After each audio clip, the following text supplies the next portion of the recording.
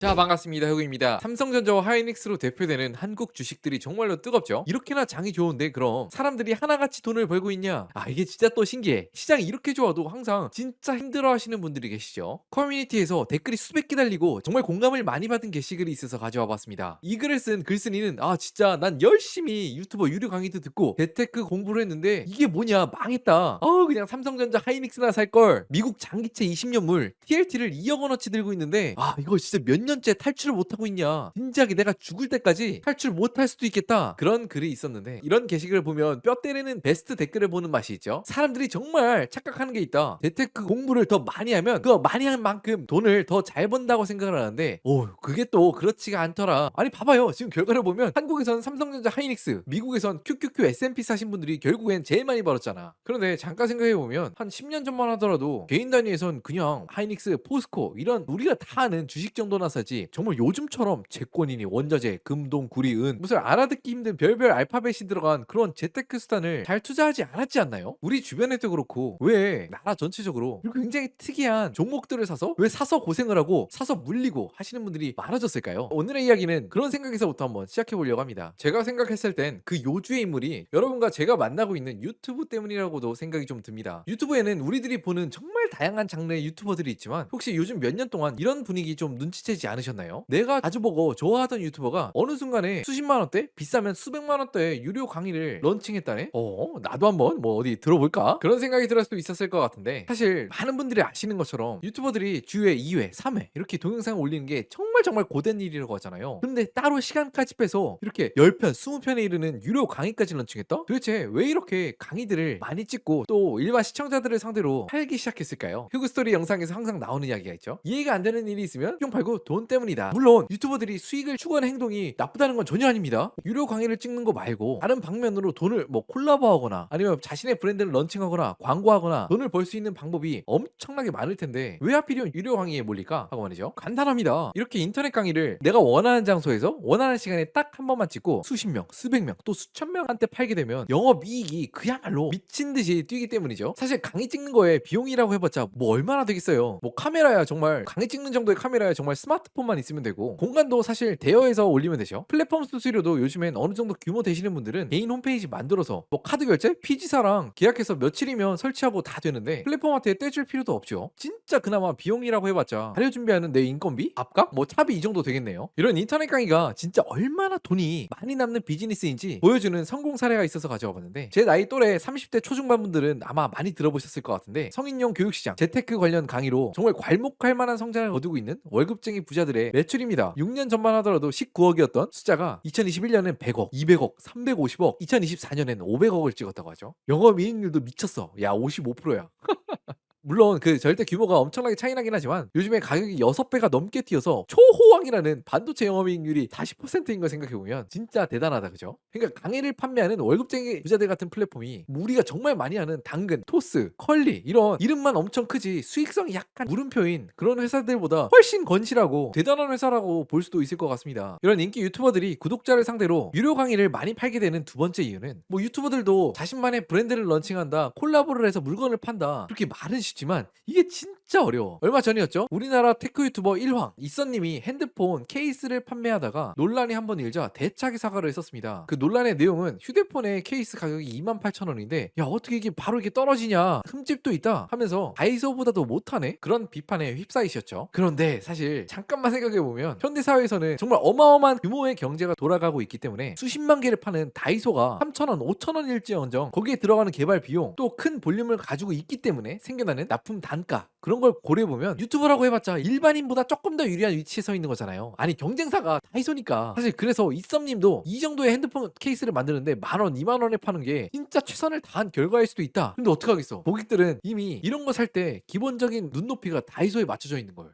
요즘에 진짜 소비자들 보는 것도 많고 아는 것도 많고 눈높이가 정말 살벌하게 높거든요. 그래서 어설픈 상품으로 브랜드 런칭했습니다 하고 팔면 진짜 그날로 브랜드 장사뿐만 아니라 유튜브 채널까지 접어야 되기 일쑤입니다. 이런 어려운 제반 상황 때문에 유튜버들이 뭐 인터넷 강의를 찍게 된다, 그런 게 좀 제 생각이었고요. 그렇다면 시청자 여러분들은 이런 생각 드시지 않으십니까? 유튜버들이 돈을 위해서, 그리고 실제로도 많이 벌고 그렇기 위해서 여러 유명 유튜버들이 수십만원 수백만원짜리 강의들을 판다는 건 이제는 알겠어. 근데 사실 거래라는 건 내가 주는 비용하고 내가 받는 게 어느 정도 합당해야지 서로 납득하고 윈윈할 수 있는 거 아닐까? 아이, 까놓고만 해서 진짜 솔직히 몇 년 동안 제 강의 들으면 세 달 안에 월 1,000만원 벌 수 있습니다, 이런 허무맹랑한 약속이나 하고 증거 없이고 자기가 사는 시그니엘 뭐 슈퍼카 이런 거 보여주면서 자신만 믿고 따라오라, 이런 판 사기꾼 같은 사람들이 얼마나 많았습니까? 물론 인터넷 강의라는 그런 사업 아이템 자체가 뭐 모두 나쁘다, 그런 건 절대로 아닙니다. 사실 인터넷 강의라고 하면 가장 먼저 떠오르는 건 뭡니까? 중고등학교의 사교육 시장이죠. 이런 인터넷 강의 시장이 열리기 전까지만 하더라도 정말 강남의 대형 학원의 1타, 2타 강사 형님들도 자신들의 실력이 아무리 뛰어나도 한 강의당 낼 수 있는 매출이 이 강의실을 빼곡히 채운 진짜 맥스라고 해봤자 150명, 200명밖에 안 됐어. 근데 사실 학생들한테 학원비로 뭐 시간당 5만원, 10만원 받을 수 있겠어요? 그러다 보니까 결국엔 내가 돈을 많이 벌려면 하루에 강의 시간을 8시간, 9시간, 주 5회가 아니라 6회, 7회까지도 정말 꽉꽉꽉 채워야 됐습니다. 근데 인터넷 강의가 되면서 매출의 중심축이던 P&Q, 가격과 양의 한계에서 이 양의 한계가 가득하게 부서졌죠. 정말 내가 1타고 자신 있고 잘 가르칠 수만 있다면 이제는 200명, 500명, 1000명 정도가 아니라 수만 명, 수십만 명이 내 제자가 되는 거야. 그러다 보니까 내가 더 이상 일주일에 50시간, 60시간씩 강의를 할 게 아니라 딱 2시간, 3시간 정도만 인터넷 강의를 딱 찍고 나머지 시간을 모조리 R&D에 쓴다. 어떻게 하면 학생들이 내가 한마디를 하더라도 더 찰떡같이 이해할 수 있고 또 시간을 아껴줄 수 있는지, 그런 거의 정수만 인터넷 강의 시간에 담는다는 거잖아요. 또 학생 입장에서 완전 대박이죠. 고객이 막 몇만 명, 몇십만 명이다 보니까 예전 학원비보다도 더 싼 가격으로 훨씬 더 높은 퀄리티의 인터넷 강사로부터 수업을 들을 수가 있었습니다. 뭐 물론 최근엔 조금 논란의 중심이 된 것 같긴 하지만요. 우진이 형 설마 아니지? 자, 어쨌든 그런 기준에서 한번 요즘에 범람하고 있는 유튜버들에 의한 성인 인터넷 교육 시장에 대해서 한번 생각해 보려고 합니다. 이런 교육 시장에서 가장 사람들이 많이 공부하고 싶어하는 분야는 무엇일까요? 단연코 이건 압도적으로 재테크와 부동산. 내 월급은, 내 소득은 하찮으니까 조금이라도 더 돈을 잘 불릴 수 있는 수단에 대해서 목이 말라 한다는 거잖아요. 이런 온라인 성인 교육 시장이 굉장히 크게 성장하고 있다는 걸 보셨을 겁니다. 야, 이게 정말 시장이 이 정도였다고? 하며 놀라신 분도 계셨을 것 같습니다. 그런데 저는 개인적으로 당분간 이 트렌드가 꺾이지 않을 것 같다고 생각하는 이유가, 첫 번째 이유로는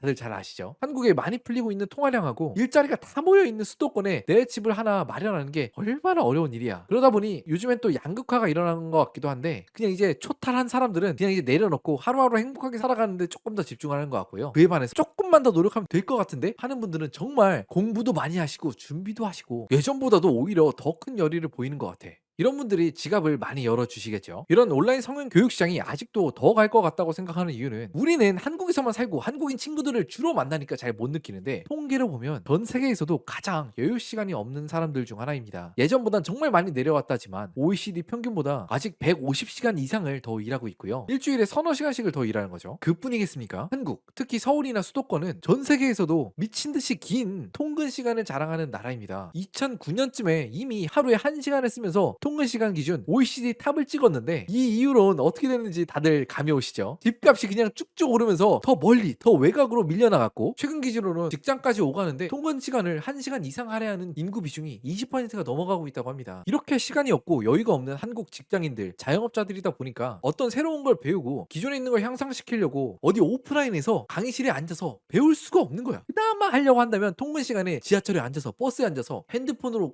잠깐 볼 수 있는 이런 온라인 수업들이 겨우 가능한 선택지 중 하나다. 그런 정말 안타까운 자화상이 있다고 생각이 좀 들고요. 그런데 제가 개인적으로 정말로 아쉽고 안타까운 건, 20대 후반에서 30대, 40대, 50대, 60대 우리가 정말 잘 알고 또 배우고 싶은 게, 우리의 작고 소중한 돈을 어떻게 하면 잘 불릴 수 있을까? 지극히 크고 제 개인적인 생각으론 재테크란 분야는 정말 간절할수록 더 잘 안 되는 그런 분야 중에 하나다, 그런 생각이 좀 드는 것 같습니다. 제가 정말 뭐라고 이런 얘기를 하겠습니다만은, 이런 플랫폼에서 강의 주시는 분들 정말 대단하고 훌륭하신 분들이겠지만은, 한편으론 또 그냥 제 유튜브 채널이니까 제 개인적인 소신을 허심탄회하게 말해볼 수 있는 거잖아요. 솔직히 여기서 이렇게 강의하시는 분들이 시장 수익률을 이길 수 있게 해줄까? 선생님들 정말 그럴 능력이 있어요? 그런 생각이 좀 듭니다. 제가 여기서 말하는 시장 수익률이란 해외 주식으로 치면 S&P 500, 코스피로 치면 코덱스 200, 부동산으로 치면 중급지면 서울 아파트 집가 상승률, 상급지면 뭐 강남 집가 상승률 이렇게 되겠죠. 아니 해외 주식을 알려드립니다 해서 가서 들었는데 S&P 500 수익률보다 더 낮거나 아니면 같은 수익률을 거둬도 더 큰 변동성을 감수해야 됐다면 그게 말이나 됩니까? 완전 수강생 입장에선 시간 낭비, 돈 낭비를 하게 된 거지. 여기서 지극히 제 개인적인 생각 하나만 더 하자면 벤치마크보다 더 잘 벌 수 있게 하는 게 아니라 이 강의를 듣고 그대로 하면 벤치마크 수익률하고 변동성을 얻는 것만도 못하게 될 위험이 상당히 크다는 점에 있죠. 왜냐? 사실 10만원에서 30만원 이런 수업료를 받았는데 국내 주식은 코스피 200, 삼성전자 사세요, 해외 주식은 S&P 500 사세요 할 수 있겠습니까? 내 강의를 들었으면 새로운 걸 알고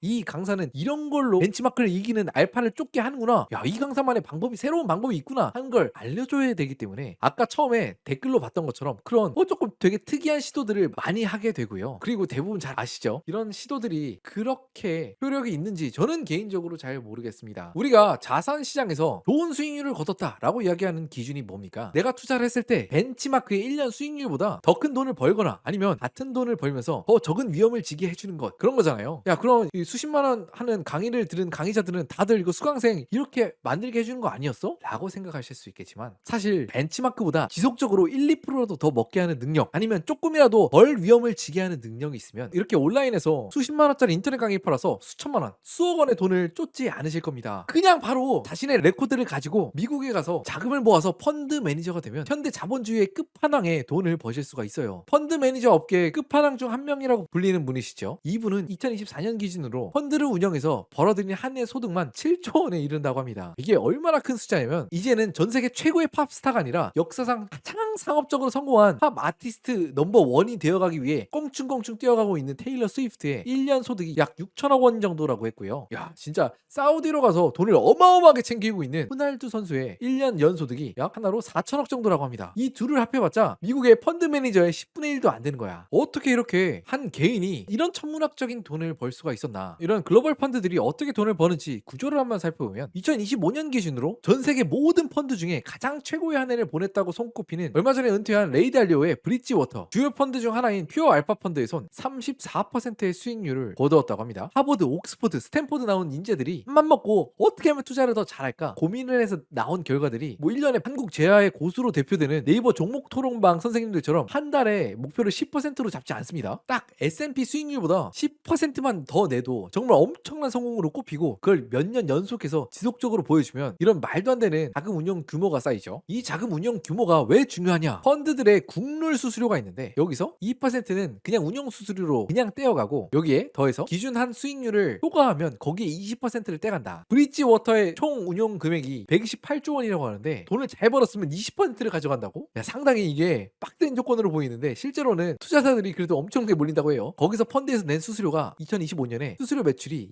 6.3조 원이야.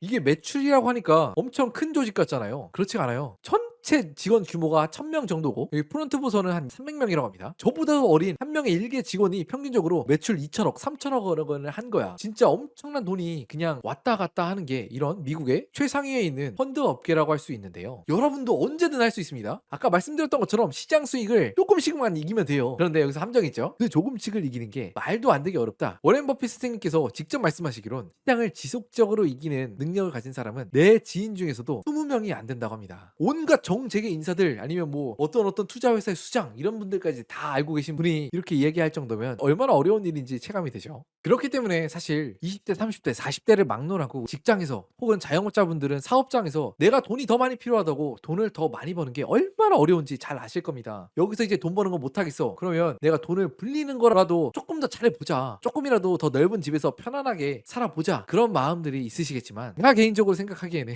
유튜버들이 하는 재테크 교육 시장에서 수업을 듣는 거의 의미는 마치 아이돌 콘서트와 같다고 생각을 좀 합니다. 내가 좋아하는 아이돌 가수를 훨씬 더 가까이 또 찐하게 볼 수 있기 위해 우리가 콘서트에 가지 않습니까? 그런 것처럼 유튜버가 하는 유료 강의 아니면 유명 강사분이 하는 온라인 강의, 내가 어떻게 이분의 강의를 듣고 내 포트폴리오의 수익률을 확 높이겠어 이런 생각보다는 그 기대치를 낮춰서 내가 좋아하는 분하고 시간 좀 보내고 좋지 나쁘지 않지 하는 그런 마음으로 가는 거라고 생각하면 좋을 것 같다. 세상 살다 보면 우리의 기대치를 낮추면서 사는 게 우리 스스로의 내면의 평화하고 행복도에 꽤 도움이 되는 경험을 많이 하게 되죠. 특히 이게 진짜 재테크가 그런 것 같아요. 과유불급이야. 절박하다면 오히려 잘 안 되는 것 같고요. 어쨌든 여러분들은 요즘 범람하고 있는 성인 교육 시장의 인터넷 강의에 대해서 어떻게 생각하시나요? 여러분들의 생각을 하단에 자유롭게 남겨주세요.